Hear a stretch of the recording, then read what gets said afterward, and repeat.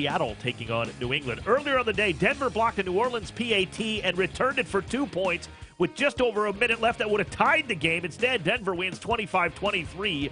The Broncos improved to 7-3. Eagles get 2 rushing touchdowns from Ryan Matthews. Wentz in the shotgun. He slips it off to Ryan Matthews. He's in!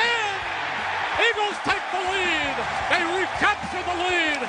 Ryan Matthews, his second touchdown of the day. The Eagles radio network with the call, part of a 24-15 Eagles victory over the Falcons. Bucks 36, Bears 10. Rams another win without scoring a touchdown. They beat the Jets 9-6. LA stopping a 4-game losing streak. Kansas City forced to fumble against Carolina with less than 30 seconds left. Deep in Carolina territory, Cairo Santos field goal wins it late, 20-17. Washington beat Minnesota 26-20. Vikings have dropped 4 in a row. Titans, Marcus Mariota, 4 touchdown passes. Aaron Rodgers picked off twice. Tennessee beats Green Bay 47-25. The Packers now 4-5. Texans top Jacksonville 24-21. NBA, the Cavaliers beat Charlotte earlier 193. Cleveland now 8-1. Channing Frye 20 points off the bench in the victory. Finals in the NHL, Jets over the Kings 3-2 in a shootout. Vancouver beat Dallas in overtime 5-4. College basketball top 25. North Carolina beat Tennessee Chattanooga 97-57. In a NASCAR chase for the Cup, Joey Logano wins in Phoenix. Championship 4 is set. It's Jimmy Johnson, Carl Edwards, Joey Logano, and Kyle Busch. This is NBC Sports Radio and the NBC Sports Radio app. Kcaa Loma Linda.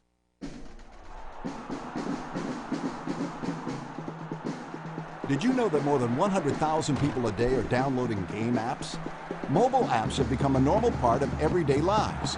Now there's a new exciting sports app that lets you play along with your favorite professional sports team in real time. With this fantastic app, you can predict the next play and even outguess your favorite team members. The more predictions you get correct, the more points you receive. Points can be exchanged for cool prizes, like your favorite jerseys, hats, airline tickets, sports tickets, even a new car. You can play this amazing sports app by yourself, with your friends, or even with a large group of fans from all over the world. This incredible sports app is called Fire Fan, and it's available right now. Check it out. Sign up today at www.freefirefanapp.com.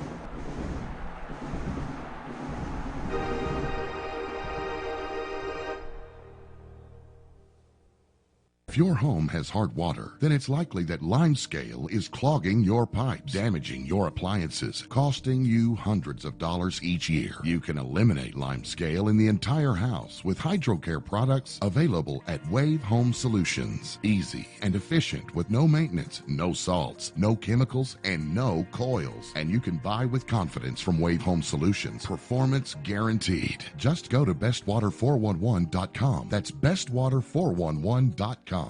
So, you love talk radio? Then you'll love TalkStreamLive.com. TalkStream Live is always on with the best streaming talk shows. Find your favorite talkers and discover some new ones. It's free, readily available online or on mobile with any smartphone or tablet. Finding your favorite talk shows all in one place has gotten a whole lot easier. Just go to TalkStreamLive.com. Be sure to download the free apps from Google Play or the iTunes App Store.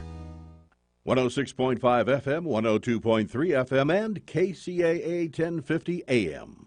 Attention homeowners, is your fixed rate above 3.75%? Hello, Sean Nevin here, president of Pacific Home Loans. We are a direct lender specializing in refinance and purchase loans with a AAA rating from the BBB. As a local Southern California lender, we pride ourselves on superior customer service while delivering the absolute lowest rates. Pacific Home Loans will pay you $500 if any of our competitors can beat our offer. Purchasing a home, we will close your loan in 20 days or pay your moving costs. What lender does that? With home values on the rise, now is the perfect time to get cash out. We offer the lowest conventional jumbo, FHA, and VA rates in the market. Saving money is important to you. Call 888-888-BLUE or go to phloans.com. Call 888-888-2583 and ask about our no-cost 3% fixed rate. A 5-minute call can save you thousands of dollars. Certain restrictions apply. Not all applicants will qualify. Licensed by the BRE 019-12112. NMLS license number 90616. $500 offer subject to management approval. Moving costs limited to $500. 3% APR fixed rate amortized over 120 payments. 720 FICO. 80% max LTV. If saving money is important to you, call 888-888-BLUE.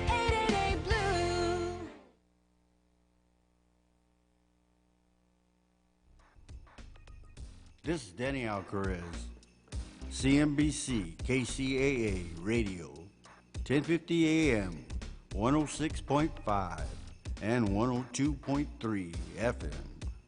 Tune in on the Alcaraz Angel Baby Sunday block, back to back. The voices of talent, inside politics, listening with Lou, and the one and only Angel Baby. Yes, a word from our sponsors. Business friendly to join us together for all our needs. We start off with R81 Wraps. Serve your own crew, car wraps, vehicles, walls, trailers, and all your needs. 425 South G Street, San Bernardino, 909-384-7061. And more.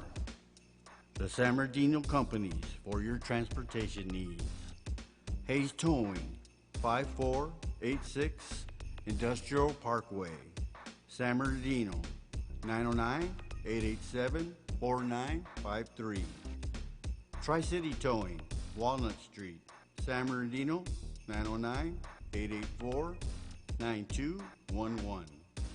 Wilson Towing, 2310 East 3rd Street, San Bernardino, 909-885-5455.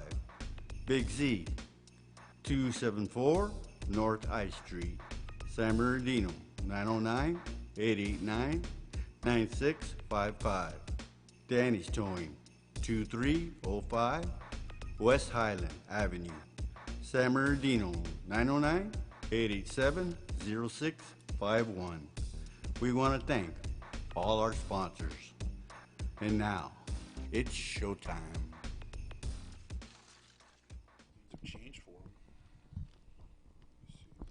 Sunday Block with Danny Alcaraz and Benita Rodriguez, and I'm Benita Rodriguez, and I'll be your host of Voices on Talent. Today we have a veteran show, so we'll be talking to Danny Marquez and James Martinez, and they'll be telling us a little bit about their organizations, and welcome. Thank you for having me. Thank you. Oh, you're welcome. Pleasure to be here. Thank you. Can you tell us a little bit about your organization, Danny? Sure. My organization is called Veterans Partnering with Communities. We operate the Fontana Veterans Resource Center. We incorporated in about 2011 of April, and then we had a grand opening for a brick and mortar, the Fontana Veterans Resource Center, in partnership with the city of Fontana. It was a process. The journey has been a learning experience for me, but it's connected me directly to where I wanted to be with the community in the trenches. And so a little bit about the way it started out there. I was with the American Legion at the time. I was a finance officer, just starting out, learning that trade. I'd never been a finance officer, but I wanted to get more involved with the community. So we were going to have a golf tournament, and I said, well, why don't we do something more in the community? We went out and we did something with Loma Linda VA Hospital, and we raised some money for the Golden Age Games there. And that's a national program that they do every year. And but after that, we wanted to do something more, to go ahead and do something. So we thought maybe a transitional home or a veterans home in Fontana in partnership with the VA. But Annie Tuttle, who I knew, a good friend of mine before she retired out there, great lady, she said that they weren't really in line to do things like that, but she told me, why don't you think about doing a Veterans Resource Center? So I did some research, and to make a long story short, I came out with a business model, if you will, of the Vietnam Veterans of America. Very comprehensive, very robust programs that they do. They do employment training, they do business training, they connect veterans to their benefits, and so that was the kind of program and a vision that I had. So we're all volunteers still currently, but we've done quite a bit in the community. As of recently, as of Friday, we've helped 653 veteran families. Oh, that's great. And we're all volunteers, and so it's a challenge for me to keep our staff there because we are all volunteers. But we've done 9 Home Depot Foundation grants. We've done 9 city co-sponsored events. I just finished up our second job fair that we had, that we've done so far, and that was in partnership with the Claremont Doubletree. They actually reached out to our organization. Oh, okay. They found us on the internet. They looked at our resume basically to see what they did. And so they reached out to us. So we're hoping that this becomes a yearly event. But we had about 25 organizations there, and about 22 of them were hires. No, about 30 organizations there. And so we put it together in 5 weeks, and it was a really short amount of time to do that, but it was a blessing, and I think they really love doing that. Oh, okay. So, thank you. So our mission, like I said, is to connect to where it's needed, to be in the trenches. Our mission is to end veterans' homelessness, unemployment, and fully connect veterans to all their benefits. But we also work with the families. We believe in working directly with the community. Yes. Because there's so many more resources there. And veterans transition into the community. They get their services at the VA, but they are actually transitioning into the community. So we want to make sure that we involve them, so that way they can be successful and have every opportunity to go ahead and connect to the community. So how are these veterans doing that? You know what? It's a challenge for a lot of them, and you got to understand. You can see right here in the city of San Bernardino, you have a lot of the chronically homeless, and I know. I work with like the point in time count. I'm on the housing provider network for the county too. So our organization is Inland Empire based. So we serve both San Bernardino and Riverside County. And so what you have is a transient homeless population, but the biggest population in San Bernardino County is San Bernardino City. Yes. Why do you think they wind up like that? Well, think about this. The largest population that you're going to have probably by far of homeless veterans is going to be Vietnam veterans. And at that time, a lot of the veterans came back. They weren't welcomed like a lot of the veterans are now, like heroes are called heroes, and a lot of them don't want to be called heroes, but they just are regular men and women who went out and did their job. But when the Vietnam veterans came back, they were spit on, they were called baby killers. There was a lot of things that happened to them when they came back. And remember, I grew up in that time in the 60s where the draft was still on. You had people protesting out there because of the war. And so you had all these different dynamics. You had the civil rights movement going on, all these different dynamics going on. All those things, yeah. But as far as that war right there, that was one that our men and women undeservedly did not deserve to be treated like that when they came back. That's true. So that's why that's the biggest population for them. And as far as the homeless population, in general, I think it's just basically the economic conditions of the state of affairs that we've gone through with the housing crisis and all the other things that happened, and the way that the dynamics of the economy is changing, where everything is going away from intensive labor, more to robotics, automation, and the different things. So people have to prepare themselves. You're talking about all our companies moving to other nations and stuff. Well, right? that's part of it when you outsource. And you got to understand, this is probably, I don't care who's in charge of the United States out there. This is a world economy, whether we like it or not. We're buying and selling from different countries. Yes. Some of the contracts that they did, like with NAFTA, I know, and things like that, are going to be looked at because there's some unfair things maybe that could be changed. But as far as the global economy, it's always going to be buying and selling from different countries. And we have to be able to compete, and we have to be able to prepare ourselves individually. So I think individually, we also have to take responsibility of being prepared to go ahead and compete, even though that there's some things built in from other countries that subsidize some of their programs, and also other ones that have a lot lower wages that they can pay. But it seems to be equalizing because a lot of the factors that are always constantly changing are making it a little bit more expensive for them now. So they're going to be maturing too as economies, and I know that that's going to make us more competitive too. Yeah. So, but I think individually, instead of focusing on the problems of all the unfair things, we have to look at what we can do individually to prepare ourselves. Mm-hmm. If we don't do that, then we're going to be doing ourselves and getting our kids prepared to be able to compete globally. Yeah. James, what's your opinion on that? Wow, I was listening to Danny talking like, oh my gosh, which part can I weigh in on? 'Cause he's doing great. Our homelessness, program always, concerns me. You get veterans that come home, and in our job training program, I do deal with a lot of veterans that are homeless. One of the biggest things that we try to do is, I was blessed. I served in Iraq in 2003, and I came home and I had a game plan. I was lucky enough that I had a support system. Yes. And I was blessed. I just plain and simple, I was blessed. So from there, I took it and we created a job training program. And one of the things that I did in the Army was I was getting to teach Iraqi police about democratic policing. Wow. So I took all that training that the Army gave me.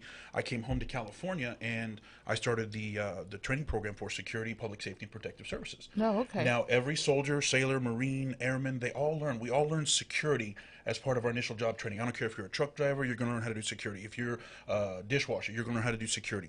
So what we did was we came up with a training program that could help you come back home, take that training that you had, parlay that into a job, a viable job here in California. Our school has been blessed with 90% success rate with job placement upon graduation and certification. So if you get someone that's interested and you want to do this, we can definitely help you. And one of the things that we never forgot was, because every military person always takes care of our community. True. So our program is not just meant for our veterans. We've opened the doors to our community, our youth, and anybody that's interested in getting into the program. We've partnered with Goodwill Industries for the next 3 years, so we've got grants that are available right there. And we're part of the new WIOA program for here in the San Bernardino County area. Yes. So it doesn't cost the student anything. When I say that, I mean it doesn't cost them any money out of their pocket, Yes. but it's going to cost them some time, some drive, and some desire to want to see that That's program true. through. So when they tell me, is it free? I said, no, it's not free. It's just going to cost you something different than money. Yeah. So what are you guys doing to turn around and get these people to, the veterans, to come to you? We're trying to get the word out there to them, but I'll tell you, sometimes veterans or just anybody, they're afraid to ask for help. And I think that's one of the hardest things. We teach in the military so hard. Be tough, be strong, suck it up. Drive on is what we say in the military. Yes. You don't need to ask for help. Get your job done, get your mission done. And sometimes we come home with that, and that resonates in the back of our mind. So we're afraid to ask for help. It took my dad, who's a Vietnam veteran, it took him over 30 years to apply for his VA benefits because he came home and said, you know what, I don't need your help. I can do it just fine. Yeah, there's a lot of them And they tried to like that. self-diagnose, Yes. and they try to take care of themselves, and and that was one of the hardest things. And I think that one of the things that I learned from my dad growing up was I'm going to do some things different. Mm-hmm. And Pop, if you're listening, I'm not talking bad about you, but it's just I didn't want to follow that path, so I asked for help. So coming back, getting my counseling, talking to other brothers and sisters that were over in Iraq, and we could deal with that stuff. And finally, my dad's finally started coming around where he could talk to other veterans about that stuff. Yes. And getting help through the VA and other things. And so it's been a lot better, I would say. Well, 'cause I that's didn't have to good. follow What that was path. it like in Iraq? Hot. Was it? Yeah, hot. Nobody believes this, man, but only veterans that have been there. It was 100 on our worst day. It was 136 degrees. Really? Oh yeah, it would get ridiculously hot. And I remember one time I got so used to drinking hot water because nothing ever stayed cold, Yes. and I could do it to this day. I can still come, in a hot day, I'll still open a bottle of water that's been sitting in the car, and I can still drink it without a problem because I was so used to it. But different culture. I'll tell you. I tell my little girl all the time, hey, Mija, you are so blessed to be an American in our country because That's true. the women over there, you'd want to talk about oppression. Yes. And I've seen some really horrible things, and I just, I've taken some good things and some bad, and try to teach my children and other kids that I work Yes. with is, be thankful for what you've got because you could be somewhere else, trying to fight for those simple human rights, not even just your civil rights, just human rights. I think it's for everybody because I do the same thing with my own grandkids. I'd sit there and I tell them, you guys are so blessed to have whatever it is that you guys have. I said there's a lot of kids that don't have that. I'm sitting here listening to James, So- and mine was up. Mine was extremely cold because I was a Cold War veteran, but I was stationed in Fulda, Germany. So my perspective is the same as James, but for a different time period. So I was stationed in Fulda, Germany, which was closest to the Czech border. Oh, we were okay. called also the speed bump for Germany and for Europe because we were the area most likely to be invaded by the Warsaw Pact for the Eastern Bloc out there for the communists. And so I actually went through Checkpoint Charlie when they still had the wall up. I went to see and walk through communist East Germany. Mhm. I got to see the pictures there. So it was like going from the most modern city in Germany to a black and white picture when you walk through the gates. And even, I swear, even the birds stopped singing. It was that dramatic. But realizing, just like James said, the things that we have that we take for granted in this country, no matter how bad things get here, we have a lot of blessings here, Yes, and we that's really true. are focused sometimes too much on the other things instead of, and it holds us back from doing what we need to do. So we need to Yes. continue to move forward and address the issues, but in a positive way out there, overcoming the things. But Again, I guess you're calling us all spoiled. no. Yeah, kind of. Well, in my family, I didn't think so. My family, I had others that were, but that was not me. Out there, my dad was an old school guy. Yeah. So what are you doing, Danny, to turn around and get these people informed, the veterans informed, and your program. Yeah. You know, because I know Right. that there's a lot of them out there. Sure. Because I've been out there. Haven't been lately, which Right. I need to go back out there. But I know a lot of them weren't informed of any of the Right. programs that were available. Right. You know, they seem to lose their paperwork Right. as they're, Right. you know, shifting from one place to another, and so Yeah, we've had quite a few that come through and they don't have their paperwork, they don't have their DD-214, but it's very easy to order it online now, so you can do that. It takes about 6 weeks to get it. But as far as informant, one of the early things that we realized when I created the program, there was a lot of people that in your own communities, every community, that don't know what's right under their nose as a resource. So Yes. that's why we've done a lot of community resource fairs with the city of Fontana and other places out there. And so as I've been able to identify organizations and agencies throughout the county, the state, the federal agencies out there, it helps me to go ahead and properly guide people to the areas least likely to have the barriers, and also to be able to better understand we have a program. I've gotten a grant for the third year now in a row from the Community Foundation in Riverside, and I named it Reboot, Rebuild, Reconnect. Okay. And it's meant to go ahead and identify the God-given skills of each individual person. And it's a class I took actually that I modified and tweaked towards the veterans that I took in college. Okay. And it was called the career. It's like a career guidance program, but you take a Myers-Briggs test, you look at your own self, you look at what you have, and you focus on areas where you're going to be successful. So what I do is I try to guide people into the areas that they most need, so I prioritize it, whether it's needs that they have, where they're homeless, unemployed, or the skills that they need to go ahead and get into a career rather than a job. So there's people that would be wanting to go into security. There's other people that want to go into other occupations. So we have to be able to identify and work with them, so that way we can Yes. connect them to the right people, so they're going to be happier and successful in their line of work. And that's a whole idea of the way that we do it in a holistic way. And James' program is great because we love to be able to have people who get trained and also have James have jobs at the end of the line. Because I found other programs where they have the training, but they don't have a connection to a large enough job market out there. And so that's the whole key, to have a comprehensive, connective program. I got a question. How many, rough number, veterans need help in America? Well, we've helped in our center. We've helped 653, and that's not just in the Inland Empire. They come through. So I'll tell you this: we have transient homeless. So we've had homeless that come from other states to our. But in the country, I'll tell you, I'm trying to remember the statistics. When I was looking at the homeless population a couple of years ago, probably about a year and a half ago, and looking at the point in time count, I'm just going to go off the top of my head. There might have been about 50,000 in about 2014 homeless throughout the United States, and then they break it down to sheltered and unsheltered. Yes. And in that population, there was I'm going to guess maybe about 15,000 homeless veterans, or 12,000 to 15,000 in California alone, veterans. And for the population for the whole United States, the HUD-VASH program, which covers the whole United States, only had 10,000 vouchers for those to place them in homeless positions. So right off the bat, we saw they're placed at a disadvantage because they don't even have enough to cover for the state of California, let alone the whole United States. So that's why it's important for other agencies and organizations to be the gap fillers and to go ahead and put in the funding that they can for the federal side to bring in the dollars. But you have to identify the populations through the point in time count, through yearly things that you do to identify how many in need homeless or other demographics or other things that you have, so you can properly address those and fill those gaps with money coming in or creating programs like ours. And we're not funded, but we still do it without. I don't wait for the funding. We get something. So the thing is, nobody here has to wait for anything. You shouldn't have to. Well, that's great, because I've come across a lot of them that turn around and say that when they go to get help, there's no funding. That's all they hear. There's no funding for me. There's no money. I have to wait for so long and then, go back again. I don't think they should have to wait. Right. That's the hardest part. It's hurry up. Yeah, but Yes. we're so used to that. Take a number, stand in line. Let's hurry up, get ready to go, because you're going to wait right here some more.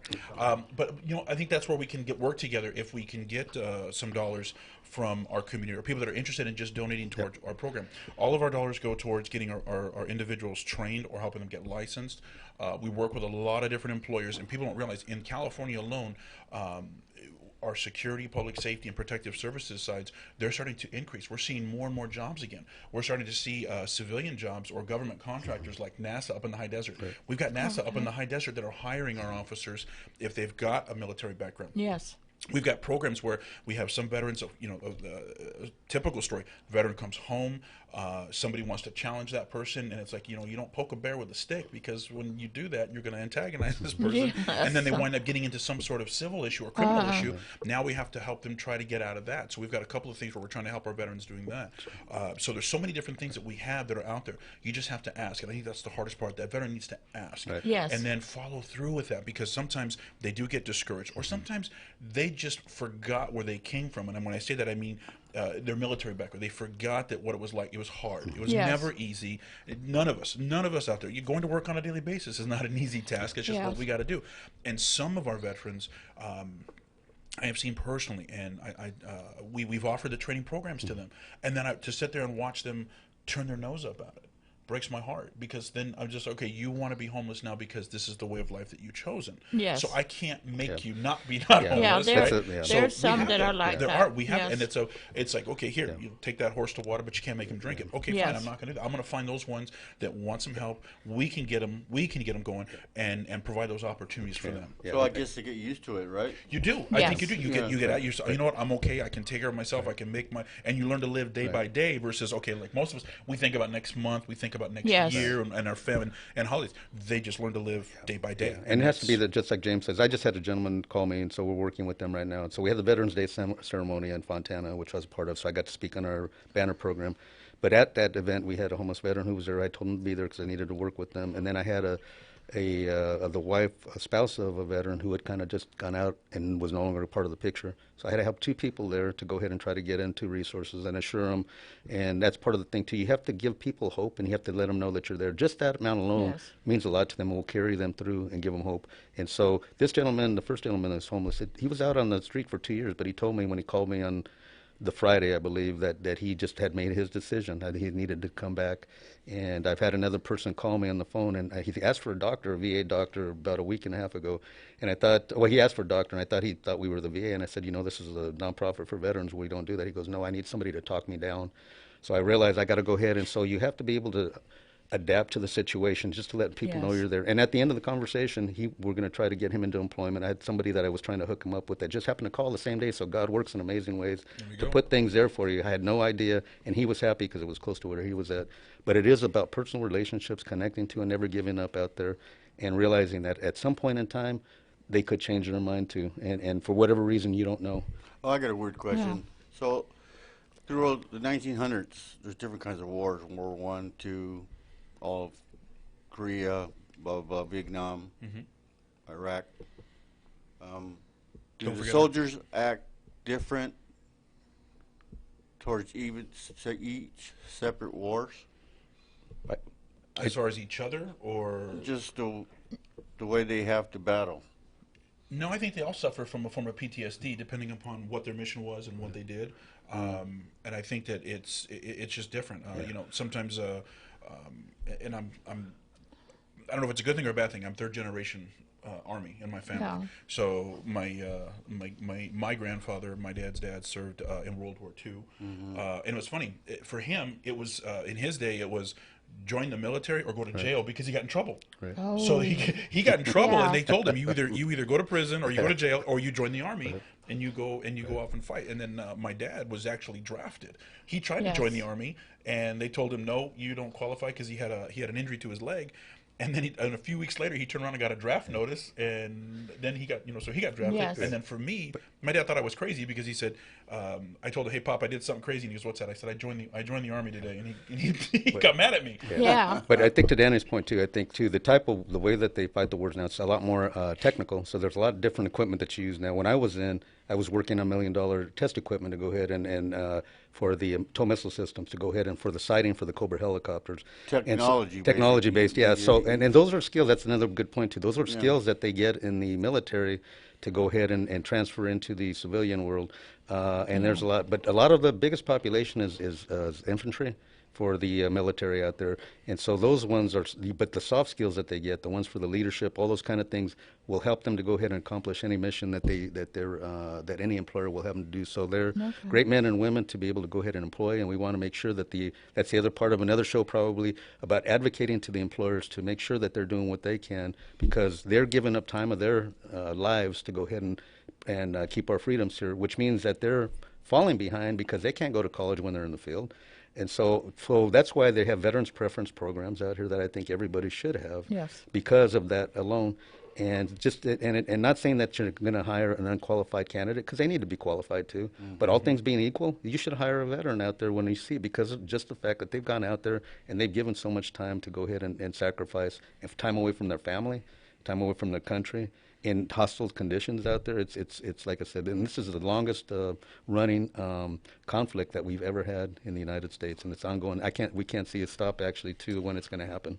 So, I was just wondering, because like Vietnam is all in the bushes, and, yes, and all the other wars were kind of like in the bushes. Now these wars today are kind of like out in the open. They're urban, most definitely neighborhoods. Yes. That's what we desert. So that's why I was asking if they act different, because they're out in the open. Or does it affect them differently? No, I think it does. I think it does affect them differently. But I still think the PTSD is still the same. The traumas that you face from doing those things that you do or have done, it definitely it affects, because we're told to deal with it, suck it up, drive on, don't ask for help. If you ask for help, you're weak. And I think that's the one thing that I think we need to change in the way that we're training, is that once you go through, debriefing needs to be some psychological debriefing for our troops as well, male and female, because the interesting thing enough, I had more females in Iraq and I would share stories with my dad, and he would tell me, well, you never see a woman unless she was a nurse or she was in the back. We had more females that were in that.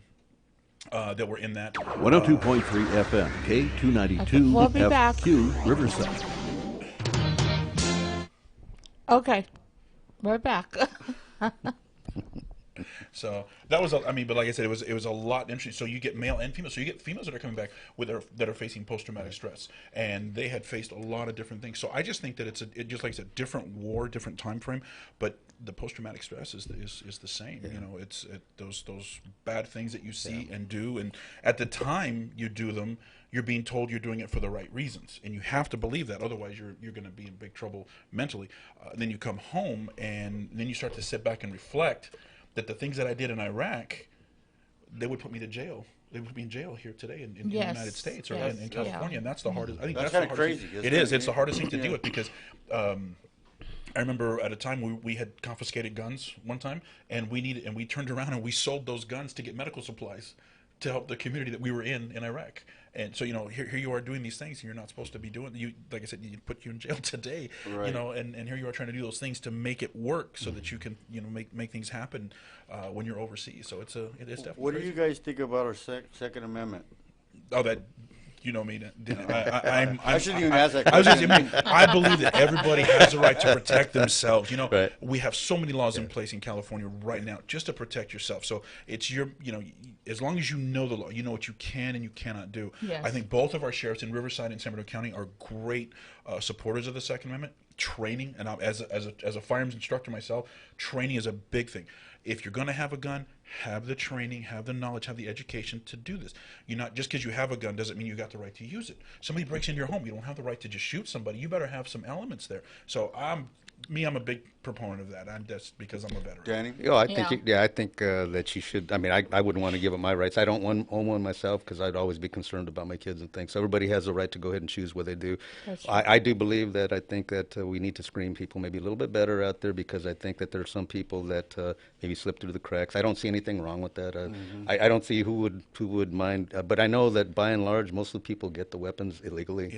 But if we're not doing what we can on our part to go ahead and do something, they're still going to do that. But if we're doing something and somebody slips through our cracks out there, that would be on us. And I don't think that anybody wants to feel like they're responsible for letting somebody slip through the cracks. So I think they need to. So if anybody's gotten some behavioral health issues, things like that, or definitely some things that are on the criminal side where they've showed aggression and things like that, that they need to be vetted. And so just common sense things like that.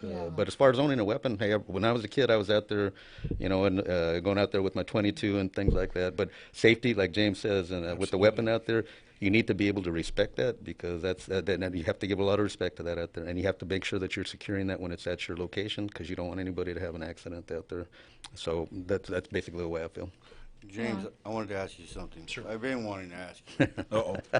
Hold on, let me sit up straight. Hold on. I want to know about your Star Wars thing. Oh, yes, thank you so much. Let me tell you about that. This has been one of the neatest things. So what we decided to do was a buddy of mine came to me and what initially began to be just a contest that was going to be entered with Disney turned into be a project that we started to put together through Disney for Star Wars, and I had no idea that although there's a Star Wars that we see on our movies each, as they come out and everything, there's this whole other separate world of Star Wars stories, like what I call an encyclopedia of Star Wars stories. So a friend of mine wrote these different things, and he related it from a soldier's standpoint.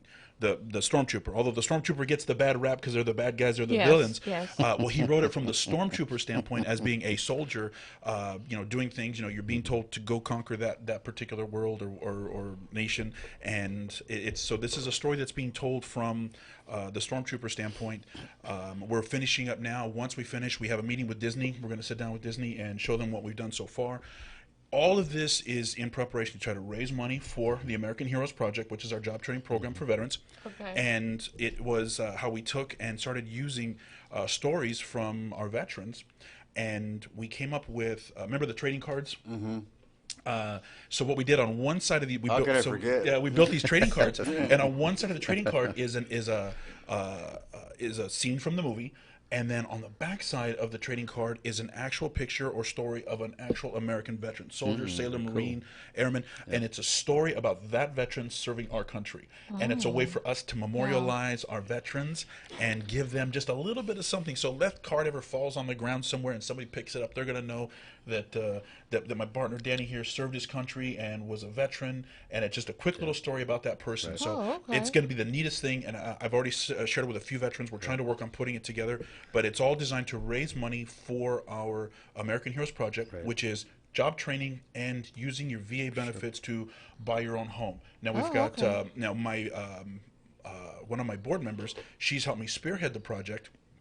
So what they do is they work with certain lenders and real estate agents who have come together and said, we're going to help you use your VA benefits. Yes. So the veteran's protected, so there's no issues there. Yes. But we try to help them. We want them to get their job. We want them to maintain employment for 6 months to a year. And then those real estate agents will come in and say, here, this is what you qualify for. Let's help you get a home.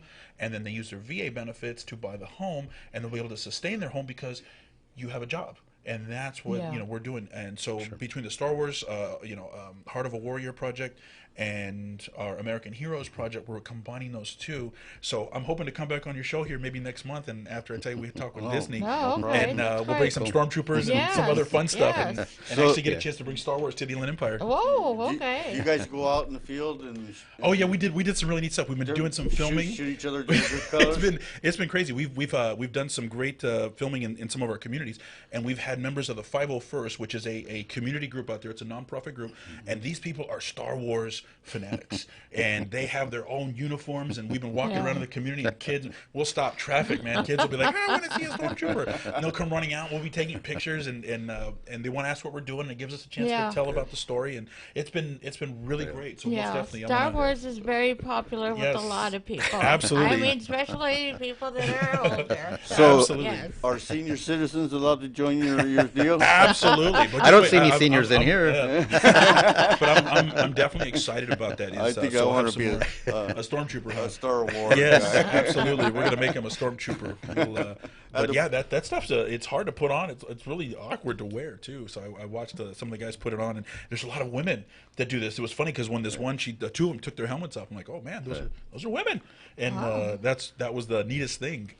So it's it knows no bounds. So I love That's it. Good. Yeah, that's great. Sounds like fun. I just been wanting to ask you. I see it on Facebook all yes. the time. Oh, I'm going to keep pushing it. Yes, as we're doing that. I see you in your outfit.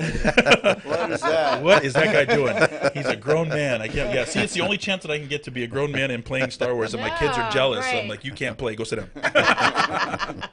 That's great. Yes. Yeah, Thank you for asking me about that program. Sounds I like definitely a want good to come back and I'll share that with you. Yeah. Once we start getting some more information, and I'm hoping we're going to come back because I'm going to join. That's what absolutely. I want to. We'll get Danny an older. There you go. I don't know if I can keep up with everybody.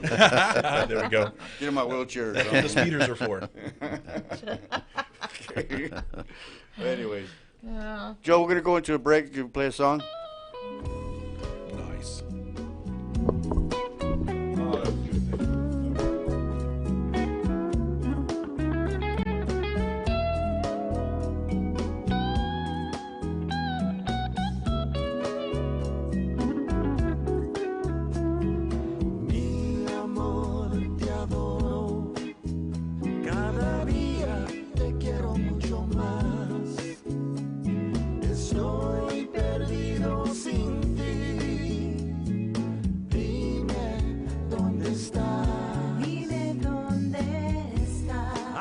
searching high and low to find you, even though you left me all alone.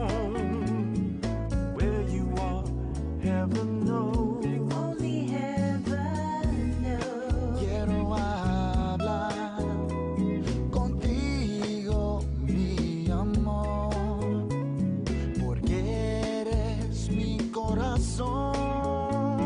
Estoy muy triste sin ti. My heart is on fire. Deepens my desire. But in the corner of my soul, it's empty and it's cold. It shows love's mystery and prolongs my misery. Mi amor, te adoro.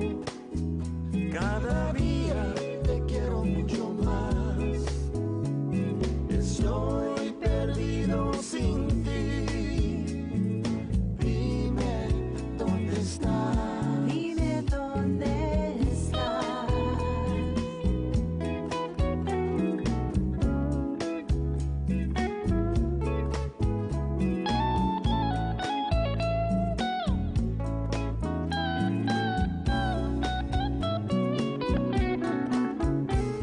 My love is unconditional. You know you're my only one. You're the love of my life. Baby, where have you gone? Baby, where have you gone? I need to talk to you. I need you in my arms. I'm sitting here all alone. I wanna take you home. My heart is on fire. Deepens my desire. But in the corner of my soul, it's empty and it's cold. It shows love's mystery and prolongs my misery. Amor, te adoro. Cada día te quiero mucho más. Estoy perdido sin ti. Dime dónde estás, mi amor.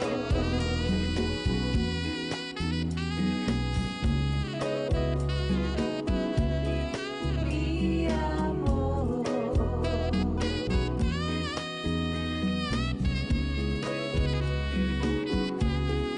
Mi amor.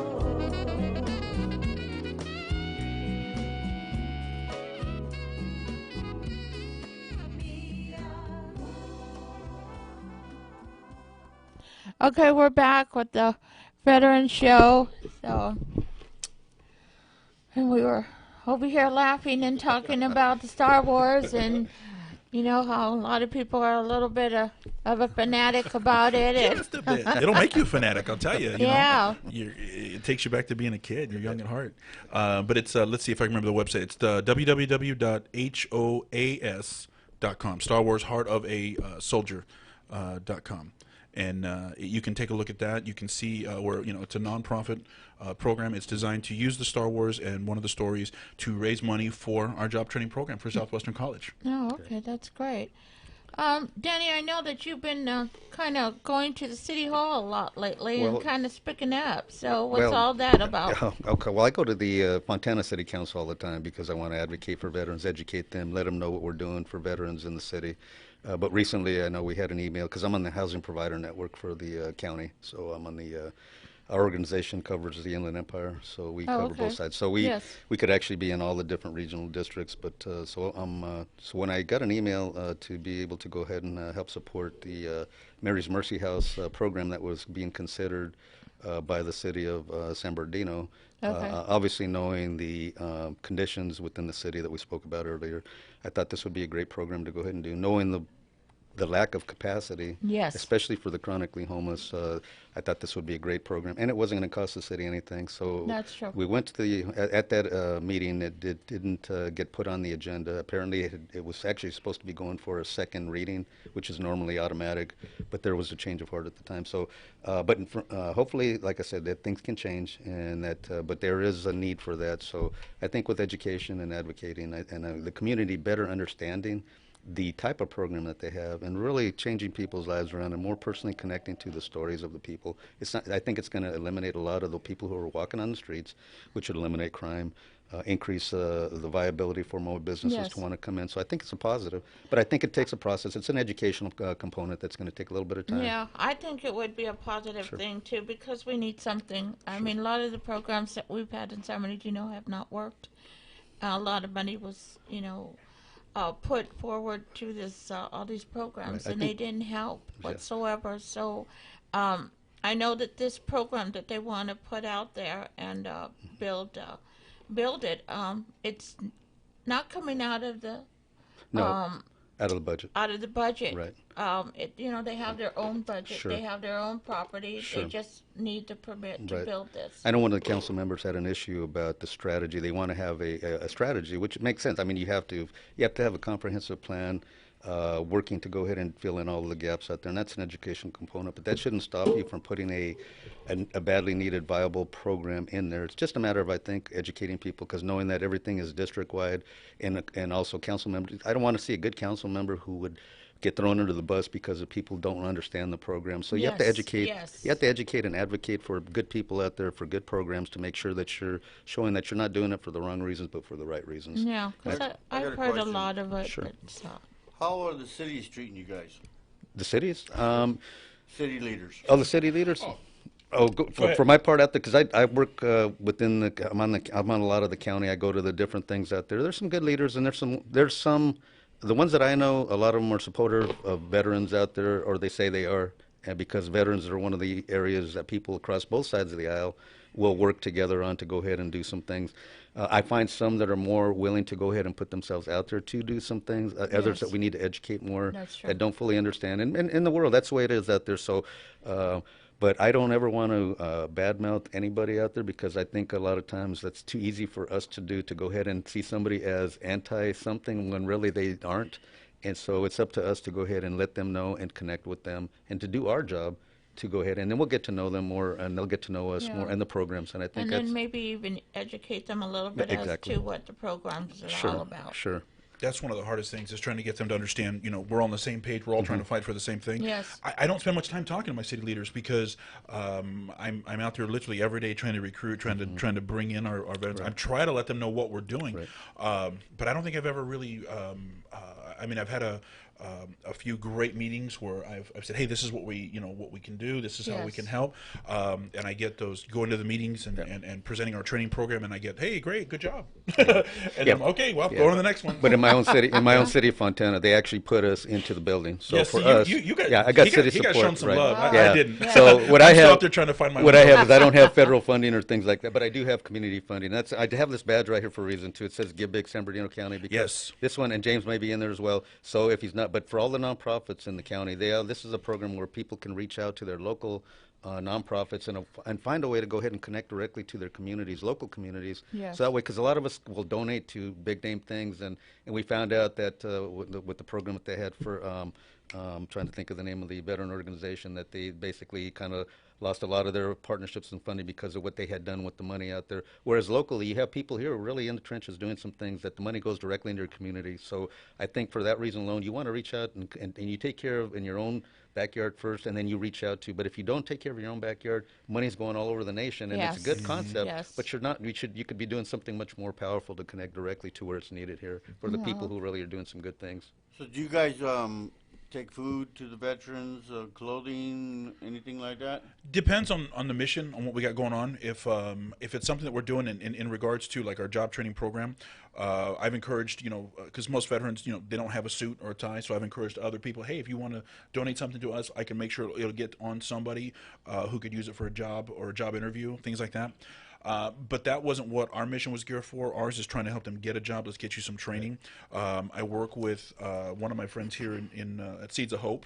My Gloria. Yes, I love her so much. She is so awesome. I remember Seeds of Yes, Hope. yeah, she is great. And she's got a great slogan. We're all just one paycheck away from being homeless. So we have to always keep that in mind. Right. I have a grant that I got from Desert Industries, so I have some things that we can do to connect people to, and I have other organizations that I can connect people to. So, and for food as well. So people, there's a lot of the faith-based organizations have food outreach every week, and they have days out there, so we can connect them to. So, like the Water of Life, we share the building with the Water of Life in Fontana, and they have on Tuesdays and Thursdays. I go to the Rock Church out here in Waterman. That's my church that I go to, and they have theirs on Tuesdays and Thursdays in the morning. So, in theory, you can go to both places if you're at need. So, I can let people know. So, what I do is I try to find the areas. If somebody calls and they're having issues, I don't want them to have to travel all the way down. So, I try to identify areas closer to them, so they can go there. But if they're in the area, then I let them know, okay, this is what we have here. Yeah. So depending on it, so I just try to be a little bit common sense and try not to go ahead and have them spending as much money and put things so they can be aware of, and do it on a regular basis until they need to be able to go ahead and where they get to the sustainable for employment or The reason why I was asking, because I have a 20-foot trailer, and sometimes it just sits there. Oh. I want to put some kind of use to it. Yeah, definitely. Oh, definitely. Yeah, we can I work want on to fill that. it up with food, clothes, Sure. or something like that, where I can just. We can make that a project out Yeah. there. I have a bunch of Star Wars delivering people. There we go. That would be great, wouldn't it? Get some stormtroopers out there. I think that would be fun. We could definitely do something like that for Christmas. I would love to do. Oh, and they have That'd be they have to go through the enemy firing line to get the bags over There there we go. to the there you go. I think that would be great. I think that would be an awesome thing. You put my uniform on. There you go. There we go. I'll pop out of my trailer. There we go. I think that'll be a lot of fun. Yeah. We might be able to work something like that out. I I think think we could do that. That Oh, would be yeah. fun. I think that would be a great idea. Yeah. And Benita, you're going to be in there too. You didn't know it yet. Oh, okay. She's been awful quiet on that part. Yeah, I am. We're going to put you a uniform on too. Yeah. It's all the same. Yeah. Then we can use that line. Aren't you a little short to be a stormtrooper? Yeah. Well, I see a few of them that are a little short, so. That's true. But, yeah, that would be a good idea, to maybe have some kind of, whether it's an event of some sort, Right. and turn around and have people come together, maybe something Yeah. for next year for the holidays or something. And just to kind of mention to you, you mentioned about holiday programs. So we're going to be working on our holiday program. I don't know if James has one, but we actually did one last year, and it was called the I'm trying to remember the exact name because I come up with names out there and I try to remember what I had for. That's always the but hard it was a Veterans Appreciation and Gifting. So what we did is we got donations from a gentleman who's connected with the Riverside DAV, but we got it of all places from a square dancing organization. Oh, nice. That donated the toys, and then we had some free things coming in. I belong to the IECC too. I was in a year-long program for First Five Capacity Building Consortium for a nonprofit. Okay. And after that, you can go and become a part of the IECC as a member. But they do a lot of great things with all the graduates, former graduates. They have Okay, that's and good. so they're going to donate 50 bags of groceries, about $50 each that would have been for that, for free to our organization. So we're going to put those together and have those as part of our and a tour drive and do some things for the So food is as well. everybody welcome to come, or is Well, it we're just identifying for, we're identifying the veteran families that need. Okay, so what we're yes. going to do is look at the families that we've helped and ones that really need it. So again, there's and if you there's other organizations that are doing things, opening up. I know Fontana and Seville Park I think on the 24th. I'll have to get the date, but it's they do a big thing where they feed about 1,000 people in Seville Park in Oh, that's Fontana great. every year, and Yes. it's open to anybody who wants to go out there. And so there are things there, but the one that we're going to do is identify the veteran families. Last year we had about 50 people there, and we got about 50 donated turkeys, what we gave away to. I had 6 left at the end. I drove them over to the Corona Vet Center, and they called me already and said, "Do you have any more?" And I said, "Well, I'm waiting to see what I get." So we're supposed to get Yes. some. I just don't know how many. Oh, okay. So what made okay. you guys think about helping the veterans? What was your light bulb in your mind? What made you guys? I think for me it was when I came home. I came home from Iraq and I started to see a lot of my veterans didn't have a game plan when they came out of the military. Yes. And that was when I said, okay, I kind of know what I can do here. Had a lot of support from my friends. and it was all just a matter of evolving. Something that I could take. I knew what I could do as far as teaching and training and getting things certified, and creating a nonprofit vocational school was not the easiest thing in the world to do. Yes. But being able to serve our veterans and being able to help people like that, I just realized that you just need to come home and then transition to that civilian job. That's the hardest thing, because when you come out of the military, on Monday you're employed, on Tuesday now you're out. Now you got to go stand in the unemployment line, and now you got to wait, and then you're going to draw your unemployment for whatever 12, 15 weeks, whatever we have, and then what do you do after that? We need to get you into something so that you can function, or not just send you to enroll in your local college so that you can work on a bachelor's degree in something that you're not even going to be able to use in. Yeah. So it was just something that was it all just started to click and fall in line. Yeah. Danny? I think mine was, my dad, he was a Korean War vet, so, and he was homeless for a while when he was a kid. He didn't have a really good relationship with his mom for a little bit. That's a little personal side of his story out there. But I believe he turned his life around, and he basically always was a family guy. But he became a postmaster, but he was always doing things in the community to help other people, so he would give them things. So I kind of saw that. I'd see people coming to him to ask him for just assistance, not money, but he would help them. He actually became at the post office. He was the in charge of upward mobility for the minorities. And he, out of his office, he was a postmaster and carpenter. He went in the military, and and 3 years later when I came out, he got promoted and he was a postmaster in La Habra. That's how I got on this side in Orange County, and eventually bought a home over here. But I saw his ascent, and it kind of was in us. My sisters, they all do things. My brother, they all have the abilities. It just kind of is ingrained in us. And I was a shop steward for 20 years, so I think. And seeing the issues that face our men and women, being in the military, knowing that in my heart that we can do more. Yeah. I just use whatever I had. It's kind of cathartic for me too, because we all have issues. This is part of my way of dealing with my own, of giving back, because it focuses me on something positive. And the Lord is actually the one who really He's focusing me on everything that I need to do. Amen. So basically, I just try to go ahead and just continue to do what He puts in me, and to give it to other people because once you give somebody something, make them to teach them how to fish, that's a lot more what you can do by just giving them something. So I always want to be that teacher, but not me. He's telling me. Yeah. So I listen to the people, and I just try to implant what they already have in their heart, and try to get that fire relit for them, or maybe for the first time. Because James knows a lot of the people who went in the military for the first time. Just think about this. When you're in the military and when you come out of high school, you're living a structured life. I mean, you could have a lot of challenges going, but for the first time you go into, if you have a challenge life, you feel like family, because you've got guys there all working together for the common good, men and women working together for the common good. And when you come out, you're back in that unstructured component again. Right. So it puts you in a different mindset. So you have to, that's a transition in itself. And even for the families, when they come back into their own families, think about this. They gave leadership to their spouses who were here, whether it's the male or the female, and then they've got to come back in and do that. And they're trying to go ahead and get themselves oriented. So there's a lot of things going in that they need to go ahead and have support with. So we do peer support things to connect people to peer support things. But you need to have employment, housing, peer support, supportive services all the way across. But it takes all of us working together in the community to go ahead and uplift, working with the faith-based, with the businesses, with all the other nonprofits and business and city leaders and county leaders to go ahead and make it happen. Well, we have a few minutes left. Do you guys want to turn around and give your information out? Before we do all that, I think that we all have to have a purpose in life. Sure. That's it. True. That's what we got to have. Yes. Because then life is meaningless. Yep. It means nothing. Yes. Well, go ahead, Danny. You go. Okay. Okay, so my organization is called Veterans Partnering with Communities, and our phone number is area code 909-355-3036. Our website is www.veteransforcommunities.org. That's the number 4. And on Facebook, you can find us under Veterans Partnering with Communities. Okay.